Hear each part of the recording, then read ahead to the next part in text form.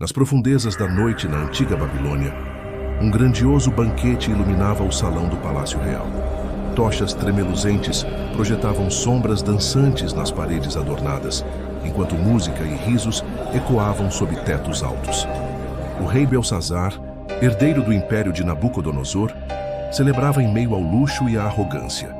1000 nobres e convidados o rodeavam, levantando taças de vinho em honra aos deuses pagãos. Mal sabiam eles que aquela festa esplendorosa se tornaria um banquete, assombrado, uma noite marcada por um presságio sobrenatural e terrível. Belsazar, já embriagado pelo vinho e pela própria soberba, cometeu então um ato impensável: profanar os vasos sagrados do templo de Jerusalém. Ele ordenou que trouxessem as taças e copos de ouro e prata que seu pai Nabucodonosor havia saqueado do templo do Deus de Israel.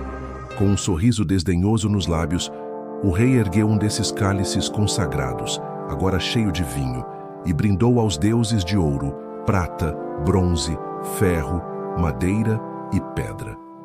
Os convidados aplaudiram e o imitaram, rindo enquanto o líquido sagrado era derramado em honra a ídolos. Naquele exato momento de sacrilégio, algo pareceu mudar no ar. Uma sensação pesada e silenciosa recaiu sobre o salão, como se uma presença invisível os observasse das sombras. De repente, os risos cessaram. No alto da parede caiada do salão, perto do candelabro que lançava sua luz bruxuleante, apareceu uma mão humana, uma mão sem corpo, cujos dedos começaram a escrever como fogo sobre a parede. O rei Belsazar ficou petrificado. A cor esvaiu-se de seu rosto em um instante. Sua taça de vinho escorregou de entre os dedos trêmulos e caiu, o vinho rubro manchando o chão. Os olhos do rei se arregalaram de puro terror, e seus joelhos batiam, um contra o outro, enquanto ele observava aquelas palavras enigmáticas sendo traçadas diante de todos. Num piscar de olhos, a atmosfera festiva do salão se transformou em um silêncio aterrorizado. Cada convidado prendeu a respiração, acompanhando com um olhar fixo a escritura sobrenatural que brilhava na parede. Desesperado, Belsazar gritou por ajuda. Ordenou que os sábios astrólogos e magos do reino fossem trazidos imediatamente à sua presença. Prometeu, com a voz trêmula, porém altiva, uma recompensa magnífica.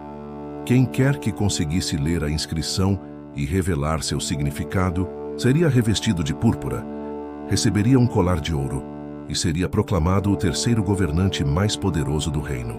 Em pouco tempo, os homens mais eruditos da Babilônia estavam diante da parede manchada pela escrita sobrenatural. Eles olhavam fixamente as palavras brilhantes, mas nenhum deles conseguia decifrá-las. Um a um, os sábios balançavam a cabeça, em confusão e medo. A angústia de Belsazar aumentava a cada fracasso. Murmúrios apavorados corriam entre os convidados, que viam no rosto do rei a crescente certeza de que algo terrível pairava sobre todos ali. Foi então que a rainha, mãe do rei, ouvindo a confusão, entrou no salão do banquete. Com voz respeitosa e firme, ela aconselhou Belsazar a não se desesperar, pois havia no reino um homem capaz de decifrar mistérios, um homem em quem habitava o espírito dos deuses santos. Esse homem era Daniel, agora idoso, que servira fielmente ao rei Nabucodonosor e ganhara renome por interpretar sonhos e enigmas impossíveis. Belsazar, agarrando-se a essa esperança, ordenou imediatamente que trouxessem Daniel à sua presença. Momentos depois, o ancião profeta adentrou o salão, seus passos ecoando no silêncio tenso. Daniel aproximou-se tranquilamente da parede onde a inscrição flamejava e fez uma breve reverência ao rei. Seu semblante era sereno e grave, contrastando com o pavor estampado no rosto de Belsazar. Todos os olhares se voltaram para ele, a última esperança viva diante daquele mistério escrito pela mão sobrenatural. Diante do rei apavorado, Daniel falou com humildade, mas sem hesitar. Primeiro, repreendeu Belsazar por sua arrogância. Lembrou-o de que Nabucodonosor, seu antecessor, havia aprendido da pior forma a não desafiar a soberania de Deus. Mas Belsazar não seguiu esse exemplo. O rei havia profanado deliberadamente os objetos sagrados do templo e louvado ídolo sem vida, em vez de honrar ao Deus vivo que tem em suas mãos o próprio fôlego de Belsazar e seus caminhos. Por isso, disse Daniel com gravidade, foi enviada esta mão da parte dele para escrever esta mensagem. Em seguida, Daniel voltou-se para a parede e leu em voz alta as palavras flamejantes: Mene, Mene, Tekel, Parsim. Um sussurro percorreu os presentes. Finalmente alguém pronunciara aquelas sílabas indecifráveis. O profeta então fitou o rei e revelou pausadamente o significado da mensagem, palavra por palavra. Mene, Deus contou os dias do teu reinado e determinou o seu fim. Tekel, foste pesado na balança e achado em falta. Pérez, teu reino foi dividido e entregue aos medos e persas. Cada sentença caiu como um golpe inexorável sobre Belsazar. Ao fim da interpretação, o silêncio que pairou no salão era sepulcral. Todos sabiam que acabavam de testemunhar o julgamento do céu sendo pronunciado.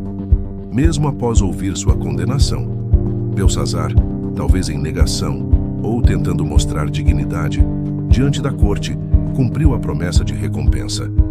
Ordenou que vestissem Daniel com um manto púrpura real e colocassem a corrente de ouro em seu pescoço, proclamando-o terceiro no governo. Mas já era tarde. O destino de Belsazar estava selado. Naquela mesma noite, enquanto o rei ainda digeria as palavras proféticas de Daniel, o Império Babilônico sofreu seu golpe final. Pelas margens do rio Eufrates, os exércitos dos medos e dos persas infiltraram-se sob as muralhas de Babilônia, aproveitando-se da noite de festa e descuido. As portas do palácio foram tomadas de assalto num piscar de olhos. Guardas embriagados mal tiveram tempo de empunhar suas espadas. Belsazar foi abatido antes do romper da aurora e o esplendor de seu banquete converteu-se em caos e morte. Em poucas horas, a antiga grandeza de Babilônia jazia aos pés de Dário, o general dos medos, que assumiu o reino conforme fora profetizado. O palácio que horas antes ressoava com risos e música, agora estava mergulhado em silêncio e escuridão. A misteriosa mensagem na parede cumprira seu propósito, e a queda de Belsazar ficou gravada para sempre na história. A mão misteriosa na parede tornou-se um símbolo aterrador do juízo divino e da fragilidade da soberba humana. O rei orgulhoso descobriu tarde demais que nenhum poder terreno pode zombar do sagrado impunemente.